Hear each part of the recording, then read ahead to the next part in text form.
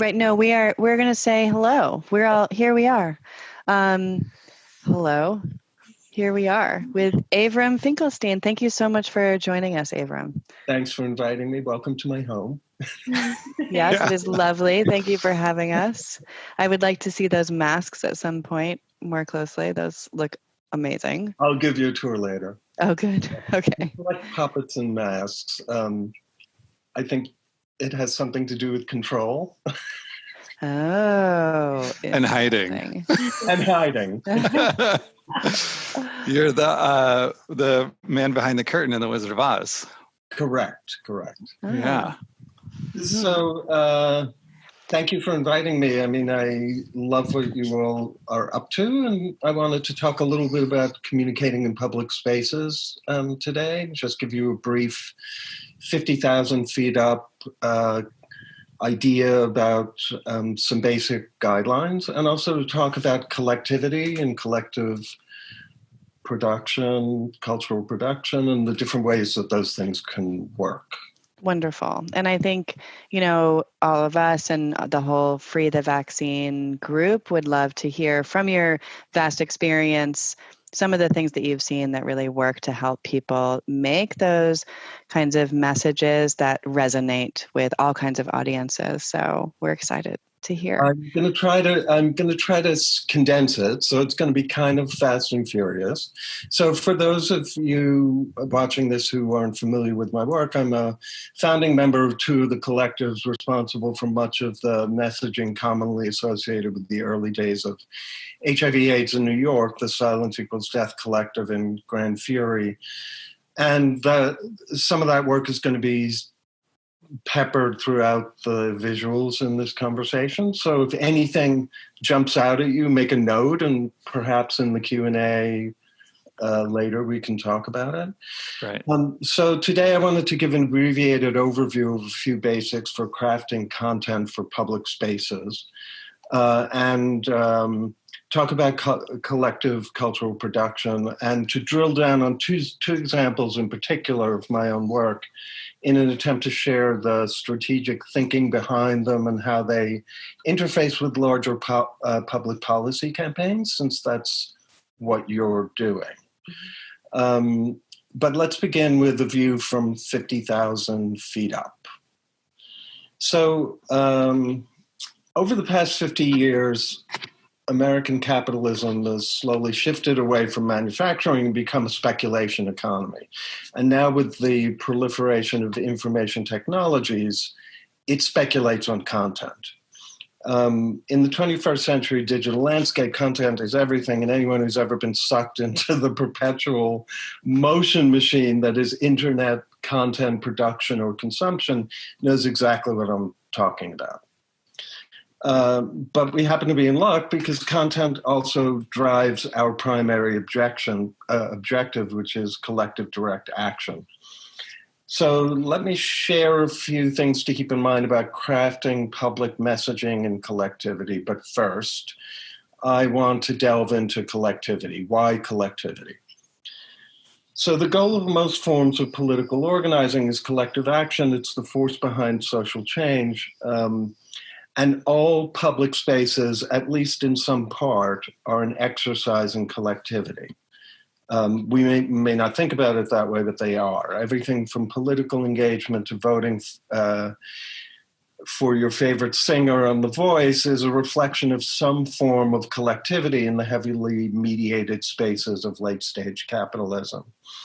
And I think if you've ever worked in media conglomerates or marketing, teams of people develop the messages that we see. They don't just mysteriously appear in public spaces.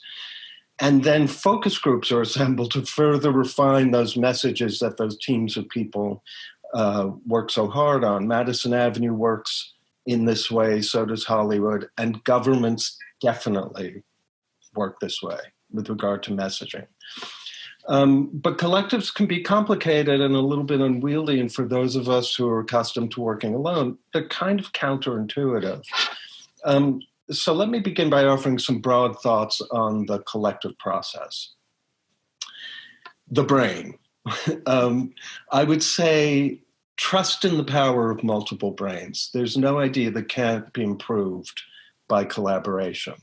Collectives are also, I tend to think of them as living organisms. Each one is different, and even one that has worked together for a long time can be different on different days and in different circumstances. So in order for it to work, you need to trust in the collective process and be prepared to give into it. It may not always seem like it, but as I said before, public spaces are actually a dialogue. It's not just about messages, it's also about listening. You're calling on the audience, and they, you hope, will respond, even if you don't ever get to see it firsthand. So listening is as important as messaging. In fact, it's part of crafting a message. Grand Fear used to go around and photo document the graffiti on our own work to help us understand where our messages were failing or succeeding and the kinds of things we hadn't anticipated. And it really helped us refine our messaging. Listening is, P.S., also the key to collective cultural production. Collectivity hinges on this high wire act, this balance between knowing when to listen and when to take a stand. So tuning your ear is very much a part of understanding how to construct messages. I want to talk here, I want to downshift into one particular work, the Enjoy AZT poster, because it offers some notes on combining words and images.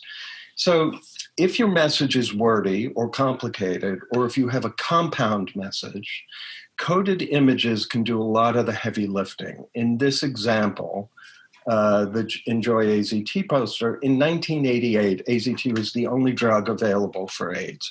It was also the most expensive drug in history.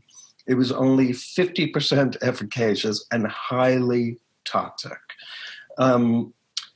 So this is a demonstration poster that squatted on Coca-Cola's branding to explain the complexities of pharmaceutical profiteering and capitalism and dissect the drug's efficacy at the same time. It's a compound message, and it's a very wonky message, but it was for a public space. So we're like, Coke has decades of branding. Let's just squat on their image. At the time we did this poster, pharmaceutical advertising was not yet allowed in commercial spaces, believe it or not. So that made the story that we were trying to tell doubly complex, because the whole idea of pharmaceutical advertising, or that pharmaceutical companies even did it, was kind of a new conversation within public discourse. So we broke what our message was into elements. The image delivers the tagline, Enjoy AZT, which makes a parallel between soft drinks and pharmaceutical interventions, and also tells you that it's a part of a marketplace, just like soft drinks. So that even if you don't know anything about the pharmaceutical industry, if you're seeing this poster on the streets of New York, which is where it actually occurred, where it was actually placed, you might be able to begin to have an understanding of what it means. So, and then there's a rejoinder text, which is a little hard to see in this slide, probably depending on the size of your screen, but in a secondary, in a slightly smaller font size, it says, "Is this healthcare or wealth care?" So that simple phrase indicates to you, there's more to this than maybe I know. And then it's followed by a few sentences that give specific data about why you should care about this, what it means to you. But it's written in the vernacular. I think that it's very important I believe, to avoid jargon, whether it's political jargon or research jargon or organizing jargon. There's a tendency for an audience to think they know what you're saying as soon as you begin using language like that and stop listening. So it's kind of important to be able to convert some of this stuff, if you can, into vernaculars.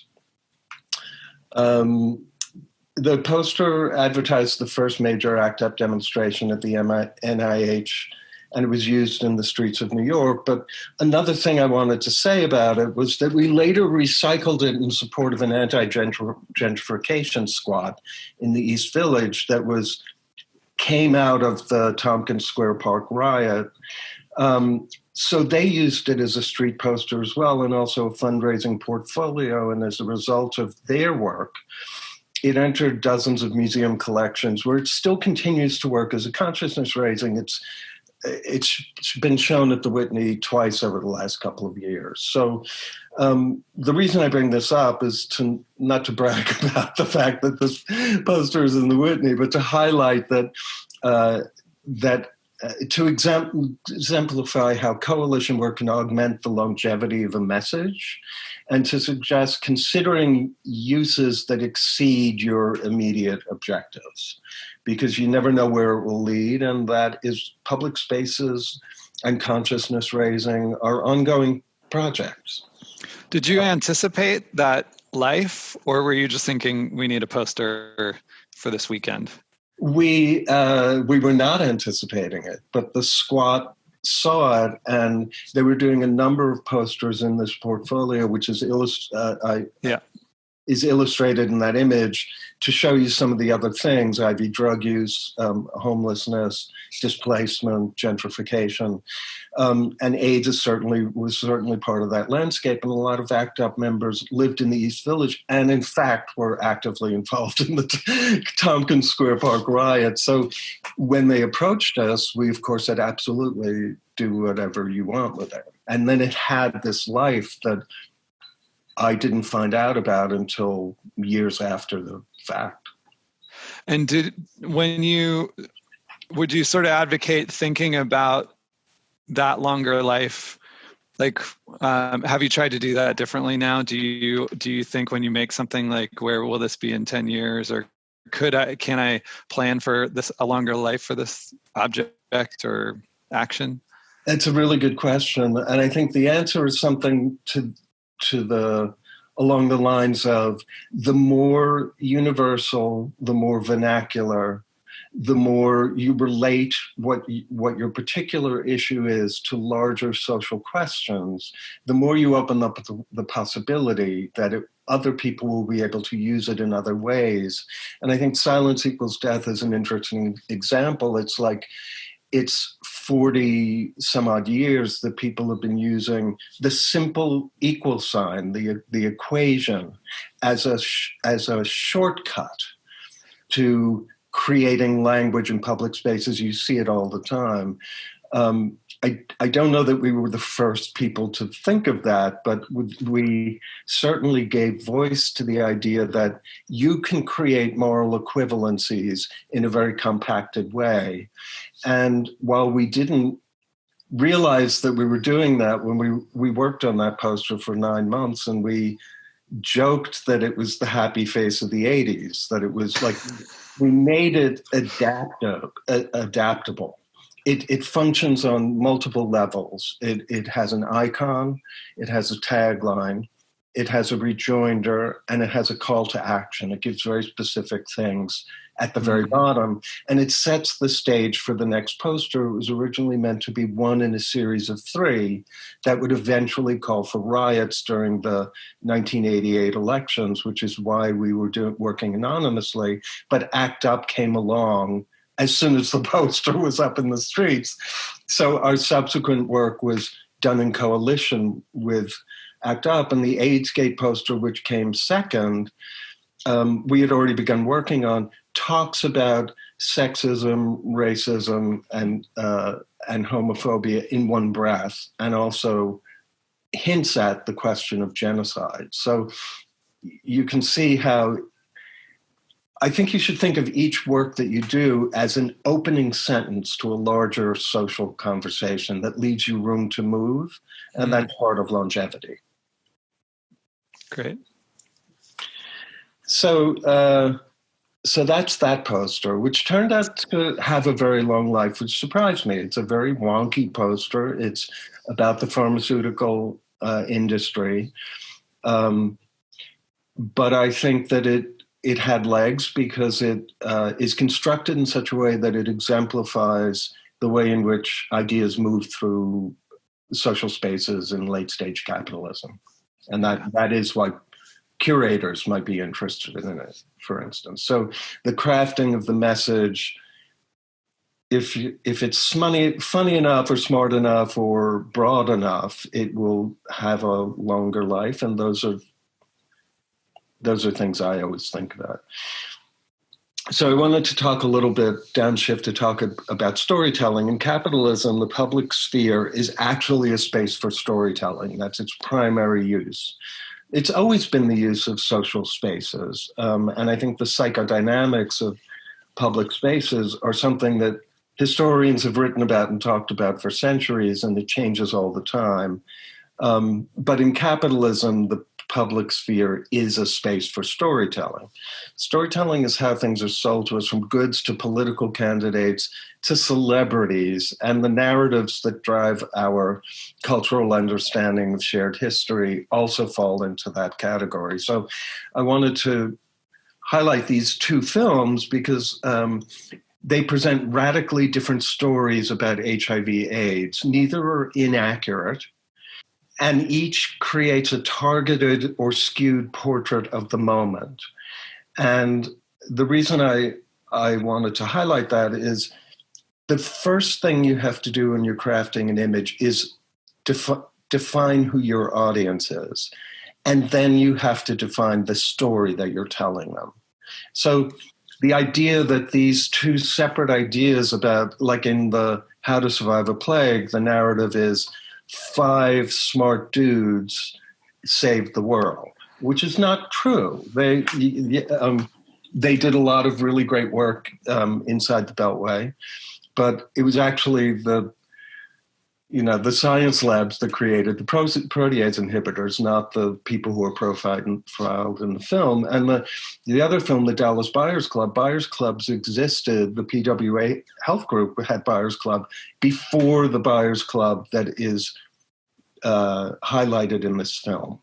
So what do you learn about history when you watch one film instead of every film on the topic of HIV/AIDS? So to go back to the crafting of messages, I wanted to talk about Women Don't Get AIDS. And the reason is your opening sentence is super important. It's the most important thing. When you're crafting a message for public spaces, you may not have the audience's attention long enough to tell the entire story. You're likely not going to. So you need a strong opening sentence, and this is a great example of that. Women don't get AIDS, they just die from it. It uses this terse vernacular language that's completely easy to understand, that makes you think, oh my God, I didn't know that. But it's not a scientific analysis of the data, which is essential to the reason that the poster was made. The vernacular language explains the complexities of the gendered nature of scientific research and drug development, while a reader is waiting for the bus. That's the objective. So how do you do that? What's the grabber? The smaller text is expository. It describes some of the complexities of it, but it's also brief. I think it's 2 sentences, maybe 3, and it's written in vernacular so that people can fully understand what it means to them. But the most important thing about this poster, and the reason I wanted to spend some time with it, is it was a part of a 4-year multifaceted campaign to pressure the CDC. So I think you should be thinking about everything you're doing in regards to that. Like this poster did not change the definition of AIDS. It was thousands of people working for years in this multifaceted 4-year campaign that did that. The poster was part of it. It explained it. It gave voice to it. So the CDC definition, almost immediately, the ACT UP New York Women's Caucus noticed this alarming set of realities about the impact of HIV on women, which could have been predicted, but no one was talking about at the time. AIDS was already the #1 killer the number one cause of death for women between the ages of 24 and 29 in New York City. But the Centers for Disease Control would not include the manifestations of immunosuppression, the clinical data of immunosuppression common to women in their definition of AIDS for another 6 years. Think about it, 12 years into the pandemic. Manifestations of immunosuppression in women's bodies were not included in the definition, even though the clinical drug trials, the public health standards of care, social services, American AIDS policy, and even the WHO drew on the CDC epidemiology for its own definition.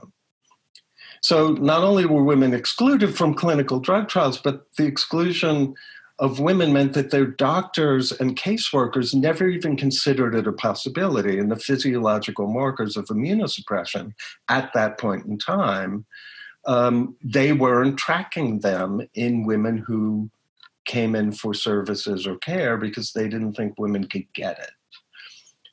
As a result, women were not simply dying of AIDS, they were dying undiagnosed 6 times faster than men and without access to appropriate treatments or benefits, and long before they could ever develop the opportunistic infections that fell within the case definition constructed through the cohort studies of gay and bisexual men. It was a nightmare. So the campaign to force the CDC to expand started with this comprehensive ACT UP Women's Caucus Women in AIDS Handbook, which was later published as a book. And it was circulated to an international network of activist health professionals, clinicians, journalists, policymakers, and organizers doing work around women, including women in prison. And the handbook served as a basis for an even more detailed research and treatment agenda. I'm telling you all this because I think some of us are wonks, and I'm trying to indicate that wonkiness and the terse, snotty one-liner have an opportunity to support one another. They're essential to one another. So this background was, yeah, I mean, I'm both a wonk and a propagandist. But this backgrounder was a major critique of the bases for the CDC surveillance data.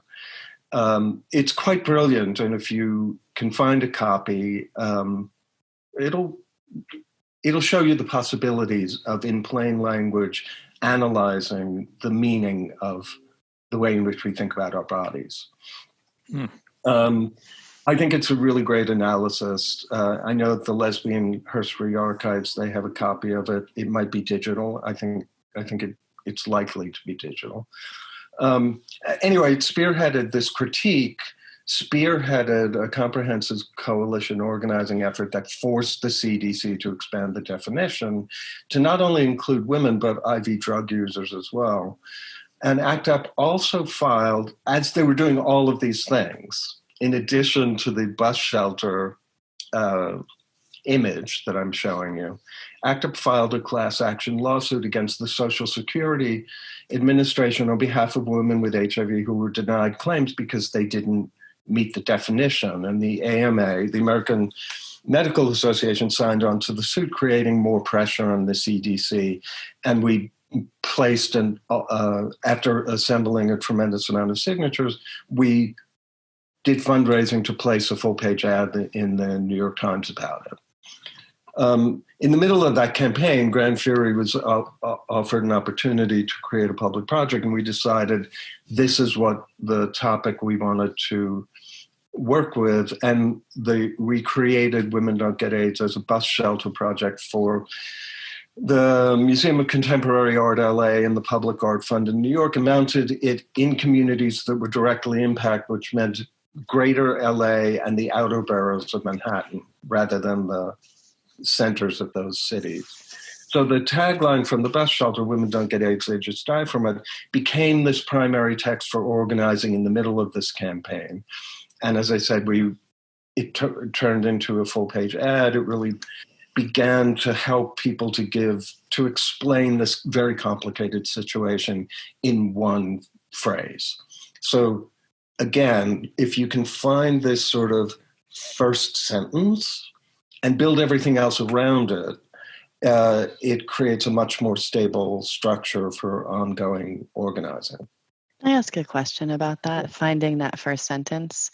Mm-hmm. I really liked what you said earlier about tuning your ears to listen for for the kinds of questions that people are asking about this crisis. How might our participants start to tune their ears to start to develop those punchy sentences? Well, I should say that, so this Grand Fury was a collective that worked together. I'm going to talk a little bit about how collectives constitute themselves. But it was our process to work on something for a very long time and try on a whole bunch of ideas. And it was actually in the midst of one of our multiple, many-week, many-month arguments about phraseology that one member said as a throwaway, so really, women get AIDS, they just don't die from it. And everyone jumped out of their chair. Silence equals death happened in exactly the same way. That phrase was at our end of the year potluck dinner, and we were tossing around the subject. And it literally was a volley that took 30 seconds. Oh, wow. So I think that tuning one's ear means being receptive to everything. That goes back to the idea of multiple brains, right? With Silence Equals Death, I made a note from an article that I read in the New York Times that used the phrase, the silence is deafening. And in our conversation, I said, I jotted this down, and then someone else in the collective, it literally was like a 3-volley conversation at this point. I said, what do you think about that phrase? And someone said, what about silence is death? And then someone else said, no, it should be silence equals death. And then someone said, it should be an equal sign. And I swear, wow, you hear us screaming down on Avenue C. It's about being receptive to every single idea that passes in front of you. And I think that we're all capable of incredibly incisive thinking. We're just trained to not think that we are. Right. Well, I also heard there's a lot of being open to all of these ideas, but there's also some very useful critique that's happening of people listening to what someone else is saying, but then saying, no, it should be this, or it could be better. And I think that's also an important point, to have a sense of community and collective thinking so that you're comfortable critiquing each other's ideas in productive ways, right? Yes, I think so. And I think crit is really essential, and crit is based on critical analysis. You shouldn't think of it as a crit in terms of this deus ex machina, somebody's going to tell you it's good or bad. It's not about that. It's about, in a collective process, it's about critical analysis. And I'm going to talk a little bit about brainstorming, but I think it's really about not becoming so attached in a brainstorming to one particular idea, so that you block out your listening to the others. I think listening is so much key to public spaces, how they function. We're trained to think that public spaces are declarative.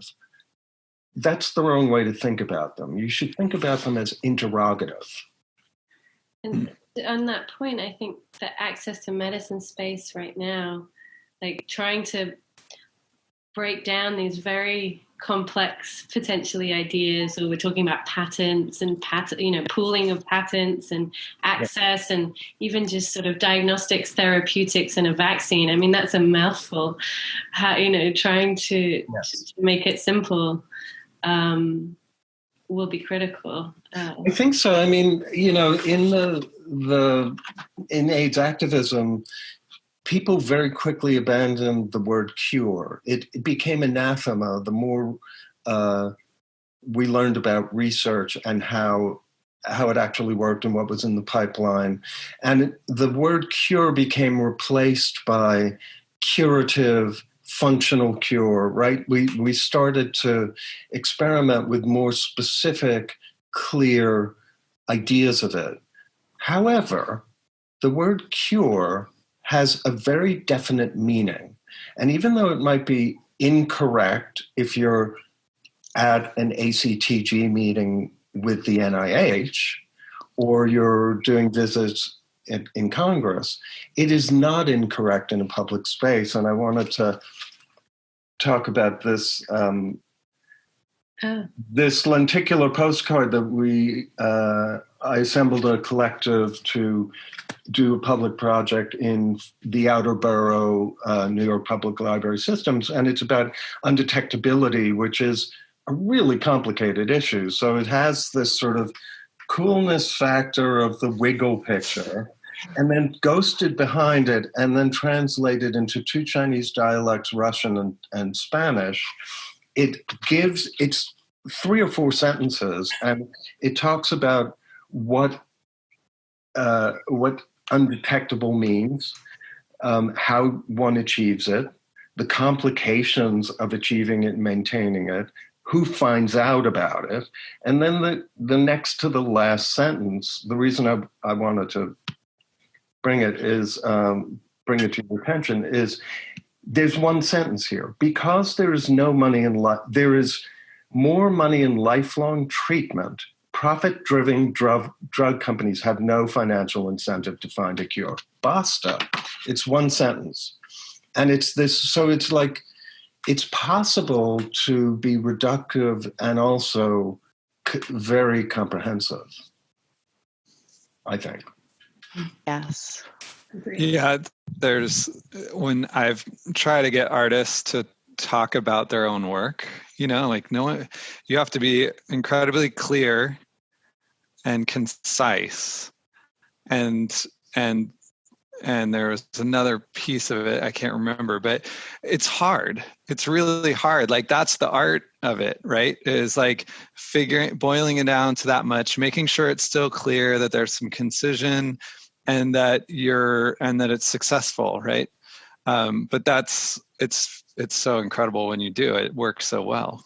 Yeah, that's the challenge. But I think that if you think about, we live in an image culture, so we think we know everything there is to know about them, but we're not trained to analyze them. We just respond to them. So what I would suggest, I think would be a great exercise for everyone who wants to work in this milieu, or within this strategic framework, is to start paying attention to everything you look at and everything you respond to, or everything that captures the public imagination. There was this really insanely weird ad in the 70s for Burger King, where I think it was a critique of the McDonald's hamburger they were trying to make. And it's an old woman who opens a hamburger bun and she says, "Where's the beef?"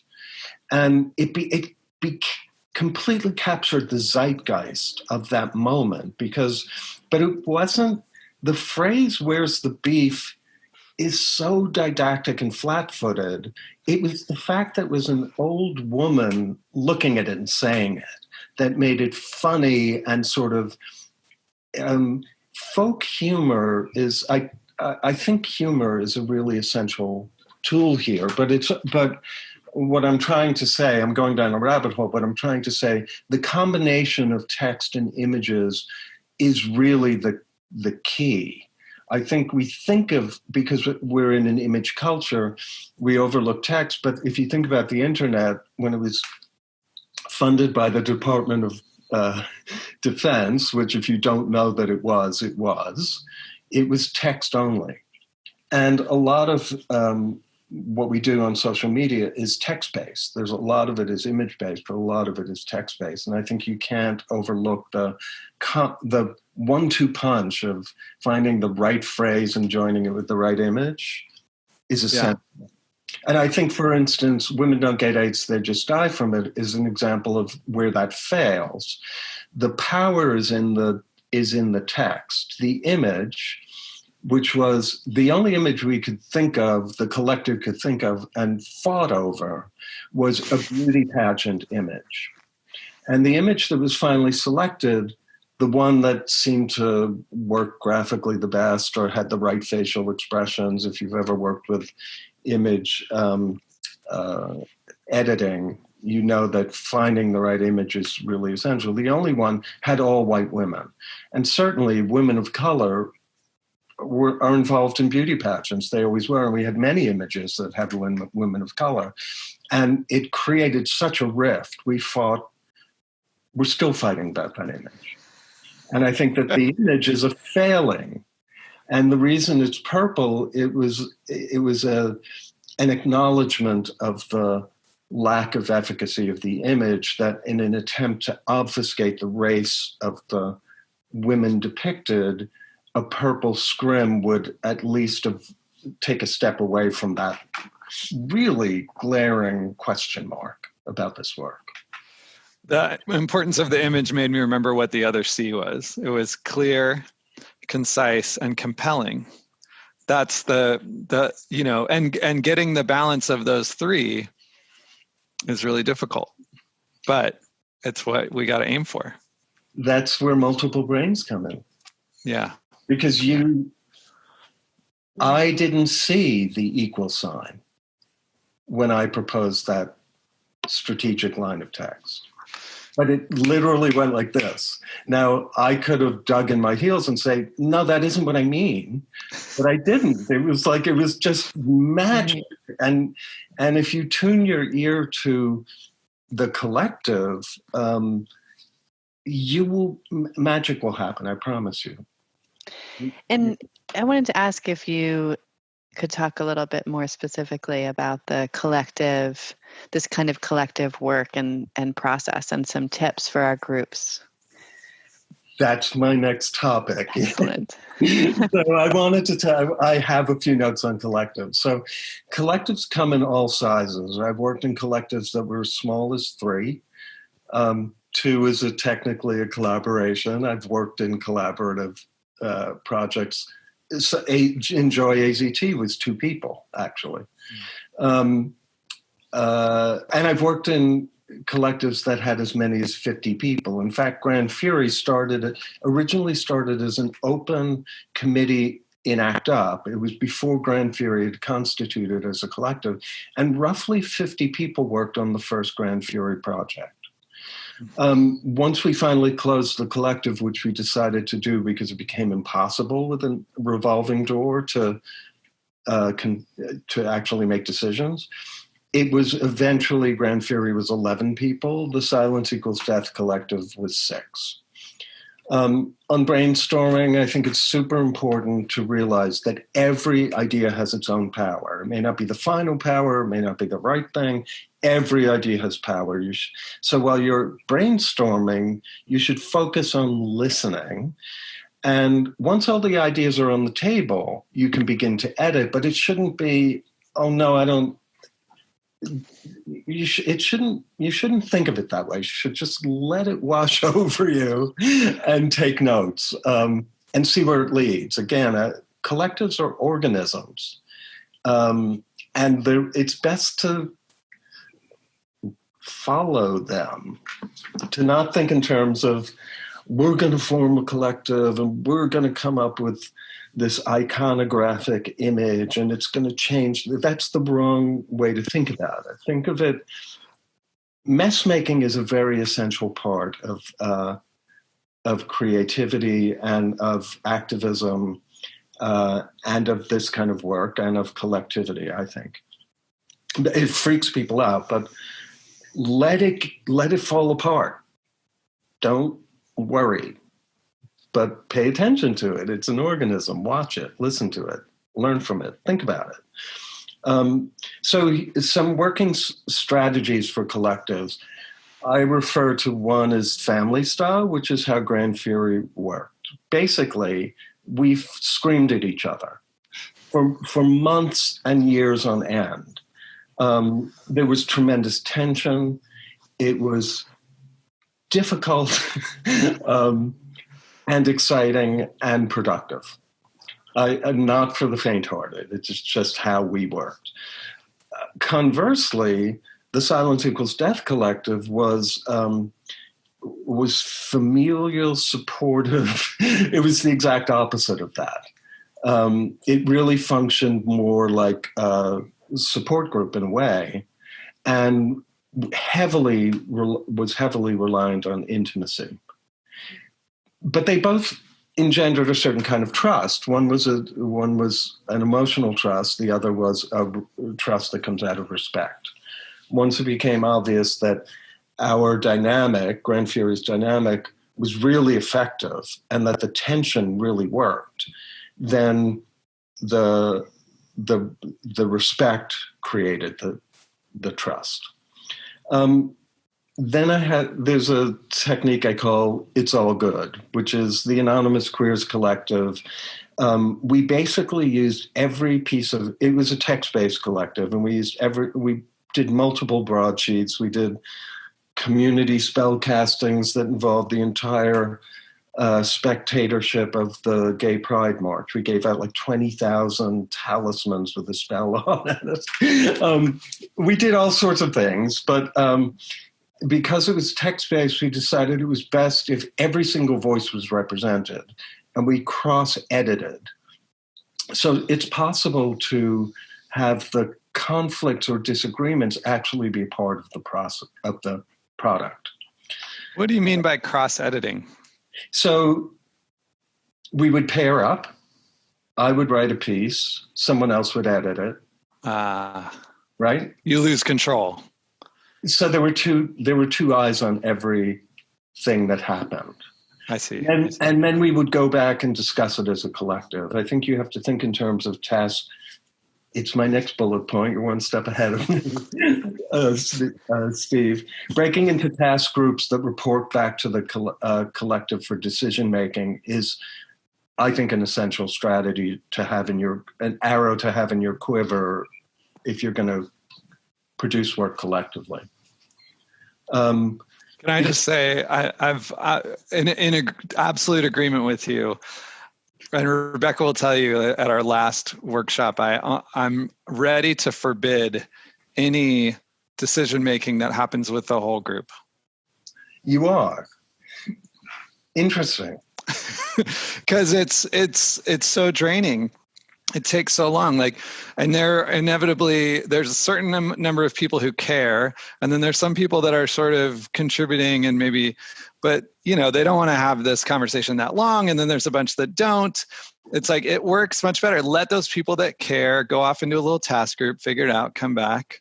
Right. And then I don't know that real productive things happen in a group that large. It depends on how large. It depends on how long they've worked together. And there's an app for that. Voting strategies, which is my next area. But I wanted to mention one more thing, a couple more things about strategic thinking about collectives. And yes. Then I'll come back to something that might address your concern. So after task groups, full consensus is a strategy for collective work. It's better frequently. It doesn't always work with cultural production. It's very rigid. It's in full consensus. Everyone has to agree on the final work, the final product, and one person can block it. That works better in grassroots organizing context than it does in collective cultural production. But it can work if you're familiar enough and trust the people you're working with and have a history. General consensus is if there is a disagreement, more discussion is needed until everyone agrees. So it's a looser way of consensus. I hope this addresses your question, Steve. Voting strategies are really important, and it is important to agree to a voting strategy from the get-go. Straw polling is a way of getting a sense of what the collective is thinking. In other words, people just raise their hand and you do a count.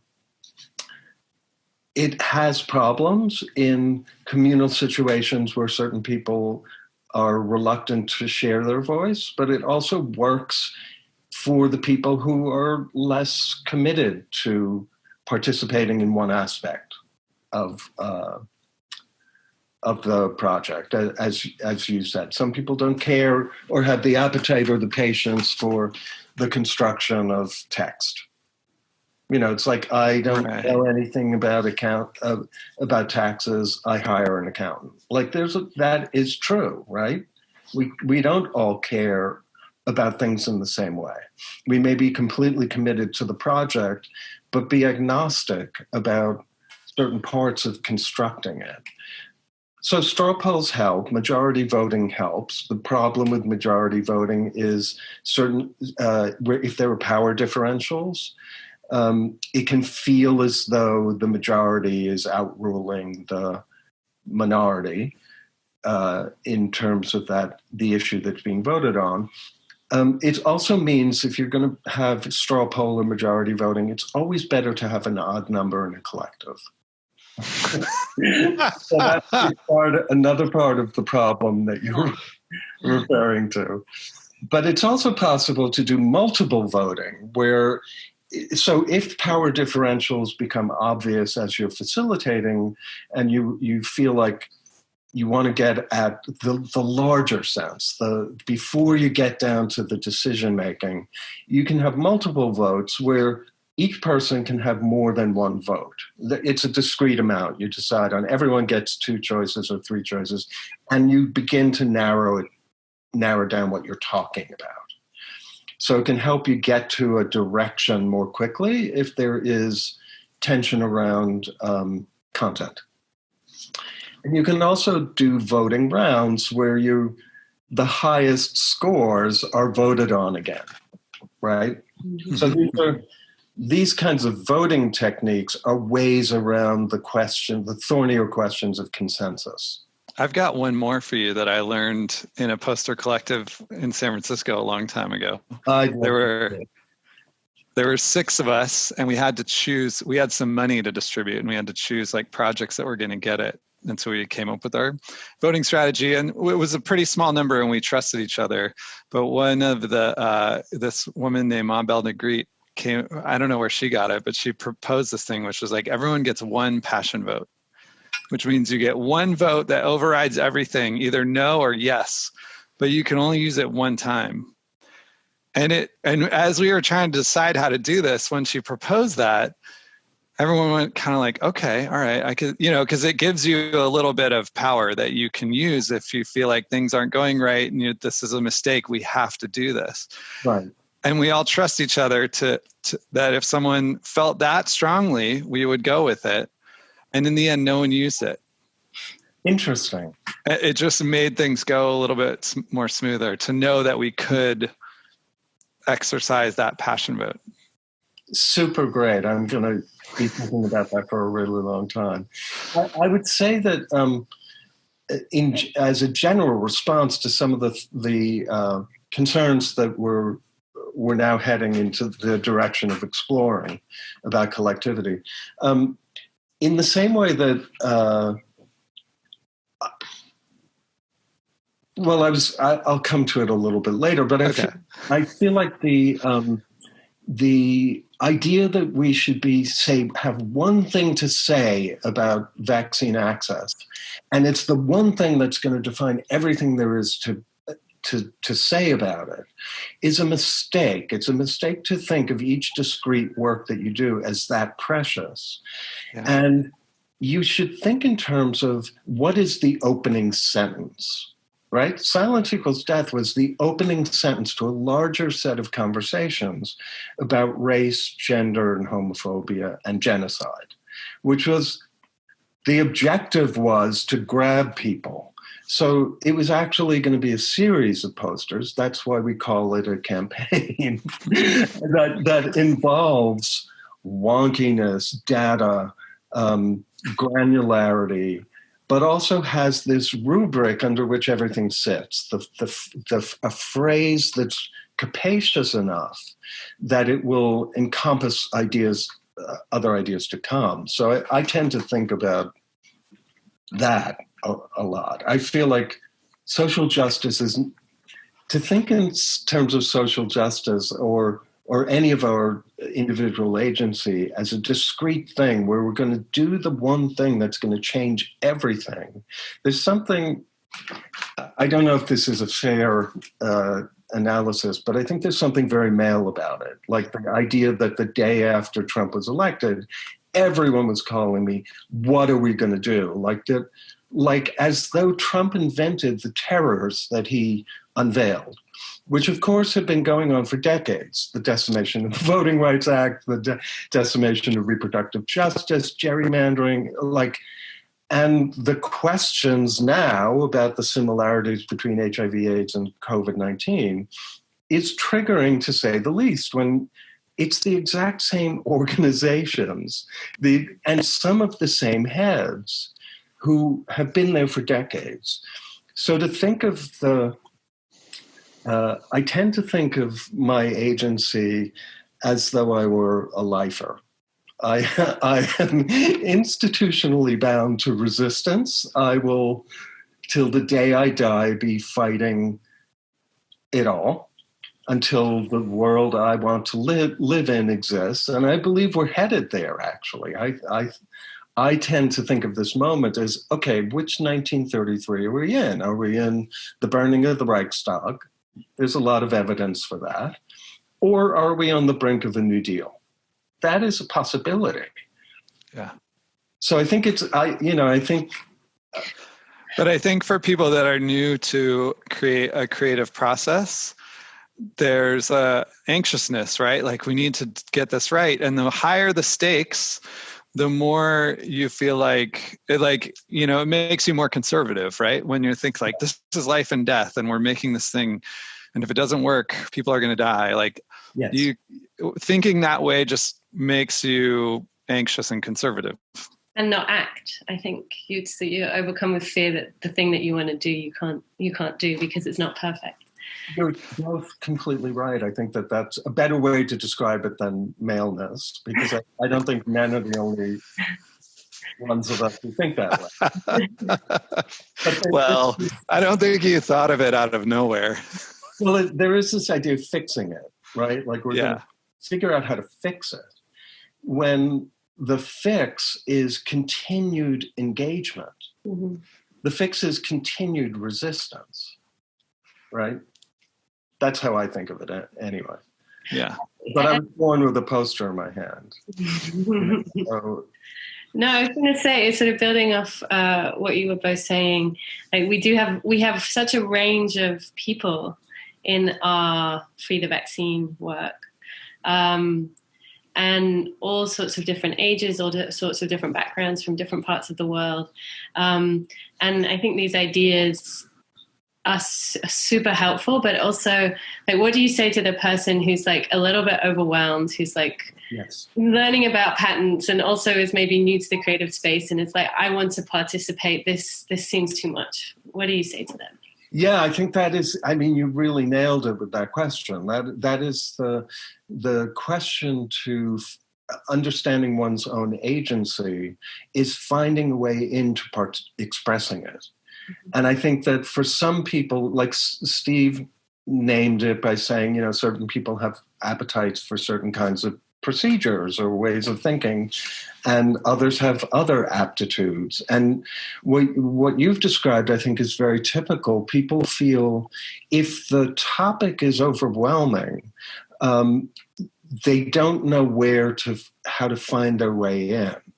And I think that's where individual agency becomes really important. You have to identify your own agency, what you hope to accomplish, the way in which, and this is where collectivity really is a beautiful thing.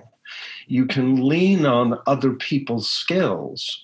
If you don't have the aptitude to understand the TRIPS agreement and the intricacies of it, I think it's super important to be working with somebody who does, who can say, when you've crafted the most brilliant snotty one-liner or rejoinder that you could possibly come up with, to have that filter of the person who knows the TRIPS agreement say, you should probably know that this could happen based on international intellectual property trade agreements, which may or may not impact your choice to go back to the word cure.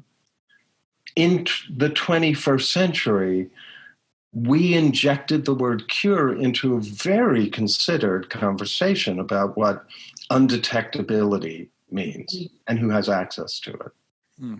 That's helpful. Thank you.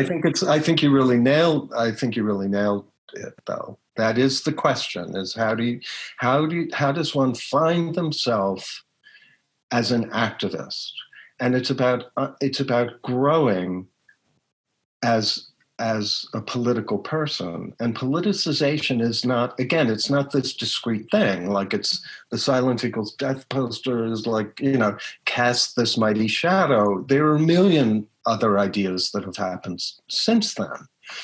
But it's a mistake to think that it has to compete with that or be that you have to create that in order for the use of your agency to come into full fruition. I think politicization is not about becoming a thing, like this one thing that everyone achieves and then you are politicized. Politicization is an ongoing process. All of us, no matter how political we are constantly undergoing. What politicization is taking the next step for you. So I'm a lifelong activist, but I'm constantly taking the next step. Mm-hmm. And that comes from listening and collectivity and coalition work. And if you are open to listening, that's the key to learning. And I think, we're trained not to think about it that way. It's just to your point as well about hopefulness or hope in all of this. I think I feel that there has to be hope always, even though it's hard. And we were talking about this openness and this push of this moment now for science and labs and individuals to just be more transparent and collaborate. And I feel like all of the things you're saying also applies to the ways in which an alternative R&D system could be, not just for advocacy work, but to this broader picture, which is much more people-centered than anything else. So I wonder if you agree. Hope is really essential. But I think that you have to, in the same way that all these things I'm saying about collectives, I'm saying about everything. I'm saying about our shared spaces. And you have to trust in the ability of, the mess making, the falling apart. You have to trust that that's a part of the process of growth. And to get to the other side of it, you have to, rather than fear it, you have to listen to it. And I know way too much about all this stuff to be optimistic, but when Trump was elected, I thought, okay, what we're seeing is the dying gasp of hegemony, right?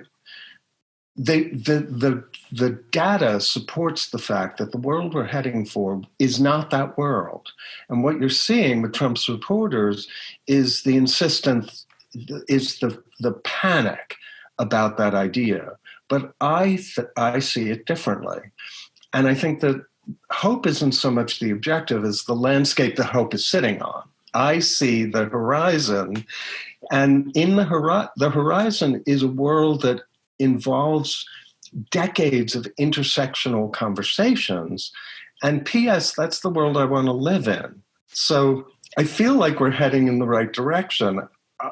That doesn't mean people will not suffer. Mm-hmm. I'm a Jew. I know that, that progress doesn't unfortunately involve suffering. But I think that doesn't fly in the face of my sense of hope, because I think we're heading in the right direction, and whether I see it or not. I think that's how you have to think about constructing messages for the public sphere. You may not be there to see the impact it will have on someone. It may not become the silence equals death poster, but it may stimulate an idea in a 16-year-old who way after you're dead will change the world, right? So, Yes. so can I downshift to some general thoughts on public spaces? Please. Yes. We've touched on a lot of it. So I think reaching the audience is the strategic goal of communicating in the public sphere. So as I mentioned earlier, identifying the audience comes first. It is the first thing you have to do. What is this? Who is the audience for this message? And then once you've identified it, speaking in that audience's shared language is critical. And vernaculars are generally crafted within public spaces. Vernaculars are like folk languages. They're how we come to refer to things. And they're crafted in public spaces. And how marketing and advertising works is not so much telling you something you didn't know, is listening to something you already are responding to and figuring out how to get you to, and attaching it to a product or service. So vernaculars exist and they have their own power and they're really important. And each culture has their own and each audience has its own. And there are some generic vernaculars that are countrywide or relate to certain identities and some that are very specific. So I think it's really critical to identify the audience and to think about the vernaculars that work in those public spaces with that audience. Use vernaculars. As I said earlier, I avoid political or technical jargon because I think that once you use words like I use the word hegemony very freely. I feel safe enough to use that in this context. But the word hegemony on a poster comes out of an academic critique of neoliberalism. Neoliberalism is another idea. We know what it means. It does not belong on a poster in Subway.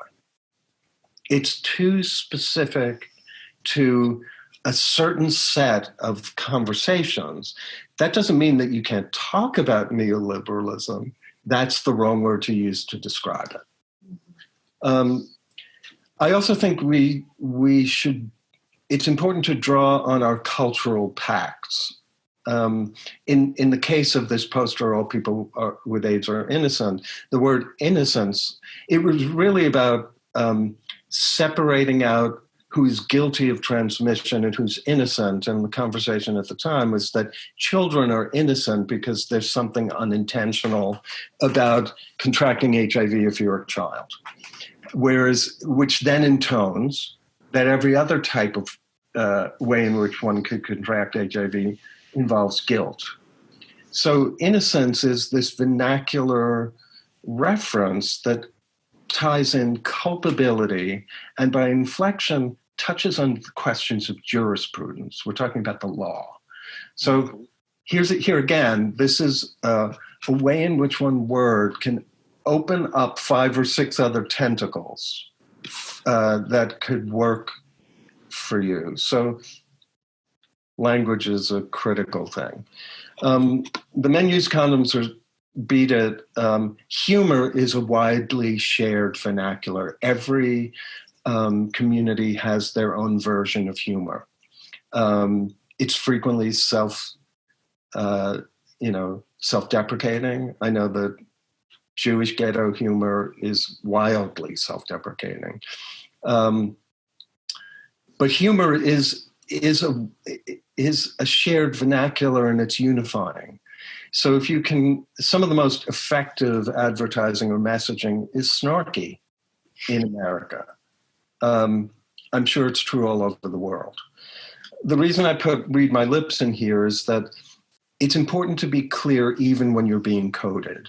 So this poster is about homophobia, but the vernacular read my lips, the use of that word in conjunction with this image is so completely clear that that's all you really need on the poster. And that's one of the reasons why this image has captivated conversations amongst activists and curators for a really long time. Kissing Doesn't Kill is in there because I think it's important to think in broad strokes. Public spaces are, again, they're for opening a dialogue, not necessarily completing it. And this message is actually about saliva transmissibility, which was wildly debated in HIV community at the time. But it also takes on homophobia, corporate profit, and social and individual agency. It's like in one sentence, and a rejoinder, it is hitting you with 5 powerful ways in. And this goes back, I think, to your question about finding your way in. Our objective as message crafters is to enable our audience to find a way into a complicated topic. This What is Undetectable Balloon was a part of this same project. We were asked by the New Museum to conduct a mapping exercise in a public space, but we had no walls to put up a large piece of paper, and so we put them on balloons and gave people Sharpies. But the reason why it's in there is, the reason why I've included it is it's an interrogative. Questions activate communal spaces. They are Socratic. You are insisting, whether you hear the person's thoughts or you see the person's response, you are forcing them to develop an answer when you ask them a question. They force individual participation, they're performative, they activate social spaces. They're really essential. And then finally, I wanted to leave you with some thoughts on short-term collective projects, which this may or may not be.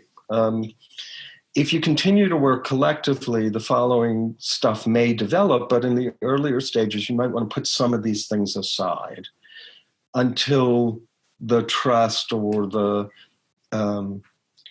agreement to continue working together develops. So in the beginning, it's good to put aside the need for complete political or personal affinity. The objective of working, of collaborating, and of coalition work is the work. So it's sometimes really good to just put your needs for affinity aside. It could develop, but to just put it aside in the beginning and trust that the people you're working with have that one essential shared agreement.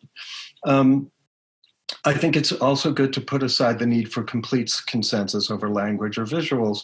I think this goes back to some of the things we've already talked about. It's like you need to understand when to listen and when to take a stand. And the more you listen, the more you will learn about yourself, the collective, and the project. I think also it's good to put aside the need for, we all have these needs, right? We're in a social space where we have expectations. We want good stuff. But to put aside the idea that we might have shared goals beyond this project is sometimes a healthy thing to do in the beginning before you've actually gotten to the lay of the land. And I think during these short-term collaborative projects, I would say please agree to listen to one another, to agree on a decisive voting process. Again, I suggest beginning with simple majority votes, but you can switch to cumulative or multiple voting strategies if you have trouble prioritizing conflict, or it feels as though there are power differentials. I think it's also important to seek commonalities where possible, because basically, as a collective, we should ask of ourselves what we're asking our audience, which is to agree to circumnavigate certain political differences in favor of the greater project or the greater good. And I think it's possible to do that in a way that utilizes strategies for cultural production that allow for them or even encompass them or perhaps even articulate them. Like in the Anonymous Queers, sometimes the text would be contradictory, and the tension the inclusion of multiple points of view can actually be super informative. I don't think we should be afraid of it. It's not our instinct, but I don't think we should be fearful. And finally, I would say to trust in the collective. You will be so surprised by where it will lead you. You will be ceaselessly surprised by the glorious brilliance of the hive mind, of what a total stranger has to say. I've conducted dozens of workshops on creating messages within a limited duration to be mounted in a public project, and I have, in every single instance, whether it's 2 hours or a half day or a whole day, not only has one good idea come out, many, many really good ideas have come out of it. And I think that if you tune your ear to that, you'll be shocked at what's possible. Maybe that's why I'm optimistic. So that's all I have to say. Fantastic. Wow. Amazing. Yeah. So many good things. Oh yeah. Yeah. It's there's so many good things I want to ask you about too. Yeah. Yeah, I have a quick one maybe, which is you talked before about like, and at the end here about like trusting the collective. Do you have a story about a time that it was kind of difficult for you to give into that process and how it worked out? 100. Okay, so let's talk about Grand Fury. I was famously adversarial when it came to art world projects. I had no interest in the art world. I didn't want to participate in it. Good for you. I thought it was, I have a film out. Can I cuss? Oh, yeah. Okay. I think it's fucked up. I think the art world is fucked up and there's no way to rectify that. So I had no interest in it. And every single project that involved museums or galleries, I said no to. And one of them was we were invited to participate in the Venice Biennale. And it became immediately, I used to go to Venice every Christmas. I know the city really well. There were no public spaces. There's no space for a public project. And they couldn't guarantee us one. We were trying to figure out how to get one. I didn't want to be in the white cube. I wanted to be in a public space. So once we found that out, I was like, nah. But the rest of the collective, had 100 reasons why they wanted to. And I basically relented, and it was largely because one of the members of our collective was dying and wanted to do this project. And in deference to him, I just said, I had a personal relationship with him long before before ACT UP even formed. So I relented. I said, go with God, not interested. I didn't go for the install. I didn't do any of it. The project, so we did billboards for an internal space because there were no external spaces, and they were a critique of the Catholic Church and the Pope. And they were about condom use and reproductive justice. And it involved an erect penis and a picture of the Pope. And the U.S. Information Agency heard about it and warned the curator, and the work was confiscated at customs. And the other artists in the section of the show we were in boycotted and wouldn't put up their own work unless our work was released. It became a national scandal that the Italian parliament tried to pass a law against us showing this work, all sight unseen, based on Bravo. And as a consequence, the entire text of the image was printed in every national newspaper in Italy. So that would be a perfect example of me being wrong, right? Of me being dead wrong, and of the collective being correct. Another example is Kissing Doesn't Kill. It was funded by AmFAR, and they were taking the American something. I forget what it stands for now. They've changed what it stands for so many times, but they were accepting pharmaceutical money, so they made us take off the rejoinder: corporate greed, public, government inaction and public indifference make AIDS a political crisis. That whole thing had to come off, so it only said Kissing Doesn't Kill. And I said, I swear I almost pushed the table over during that meeting. I don't know if that's true. I wanted to walk away from the project, and other members of the collective were like, at that point in time, there hadn't even been a same-sex kiss on television yet, if you can believe it. And other members of the collective were like, yeah, but this is going to be in 5 cities where no one has seen same-sex couples kissing.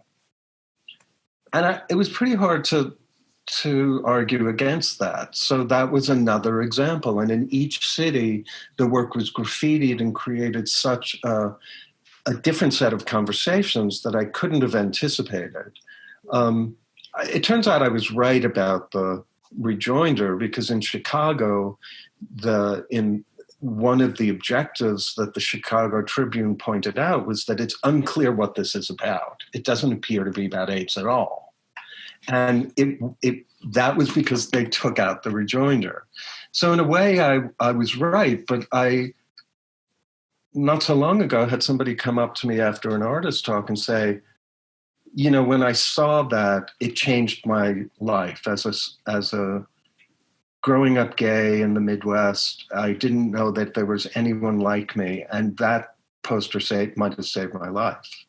So can you imagine a world in which that person didn't have that experience? Like I'm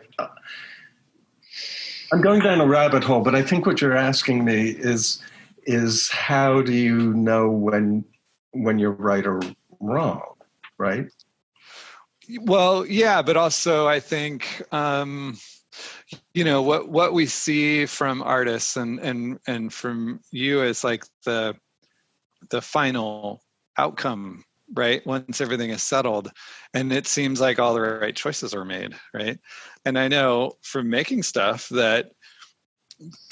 there's much more to it, and that usually people look at us or whoever is presenting the work as like the one, we made all the right decisions. I think that's that is the nature of public spaces and the ways in which we're force-fed the conversations about that work that are completely tangential to what we know as artists in the creation of that work. And I think, another example of the ways in which the constant questioning that's demanded of one's agency and one's participation. Men use condoms or beat it, that sticker, was the basis of the billboards that got censored in Italy. That phrase was in Italy as well. And the reason those 2 projects happened was we made a poster for an AIDS in Women demonstration in New York that had an erect penis on it that said, "Sexism rears its unprotected head. Men use condoms or beat it," and then it advertised it.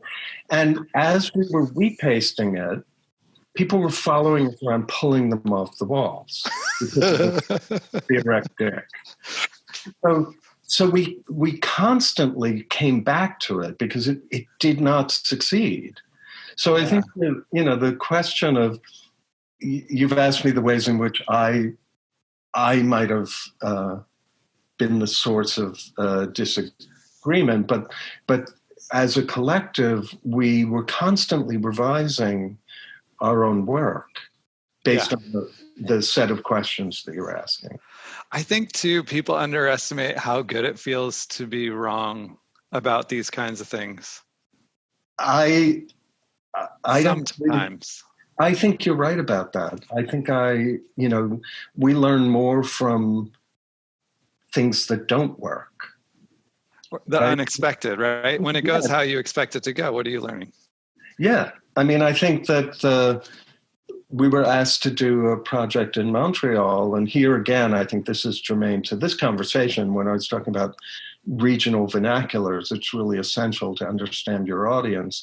When we were doing the site search, it was a museum in Montreal.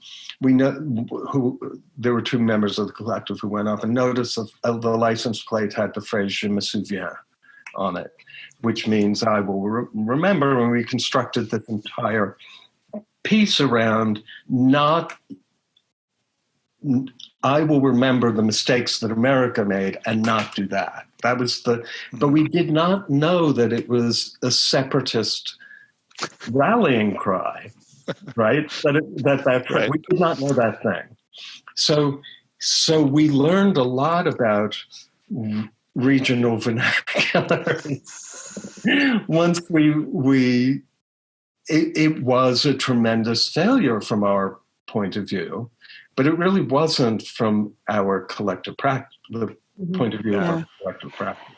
Can I ask, maybe, and we should probably wrap up soon, but I'm wondering, when you're talking about the folk vernacular, I'm wondering if you're seeing, on social media or in the kind of public spaces where people are talking about COVID-19, if you're seeing some ways that people are talking about it or not talking about it that you think could provide fodder for our group for when they're thinking about messaging. What are the questions that you think the public is having, those kind of interesting, essential points that we could hone in on?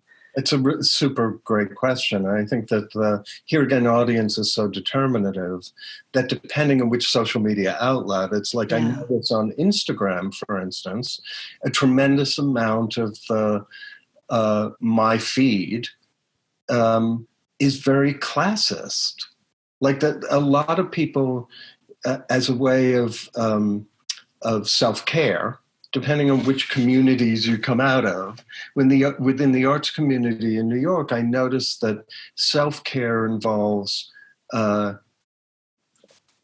like pictures of my bookshelves, right? It's like, what does that have to do with somebody who lives in a shared space and doesn't have bookshelves? So I think that a lot of what I've noticed is that a lot of the conversations are class-based. They're pictures of people in their vacation homes, right? What use is that? So it's an indication that the ideas of self-care that exist in communities of color is radically different from the ideas of self-care that exist in white residents in the New York City area. And I think there's a tremendous amount to be learned about that. But I think also there is a tremendous amount of conversation about family. I think that people are forced into thinking about the meaning of those connections and their larger meaning. There's a tremendous amount of conversations that are, one could say, are generic, but they're also really heartfelt about the people who are on the front lines.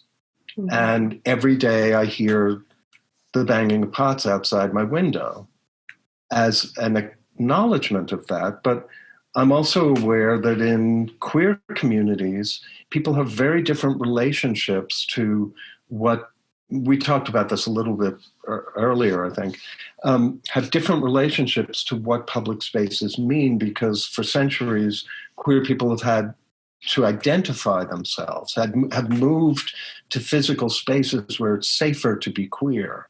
And all of that is defined by public spaces, bars.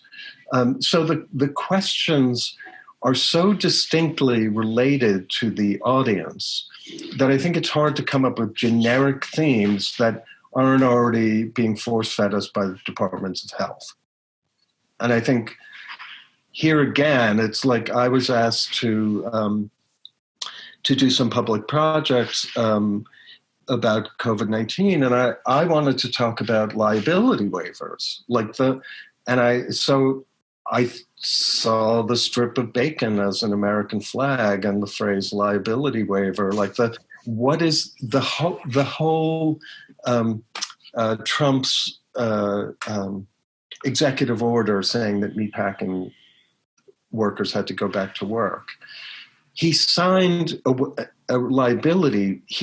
In that same law is a liability waiver for the companies, right? So there's nothing without subtext. And I feel like the political messages are the most powerful and important ones, and the ones that are not getting any lip service.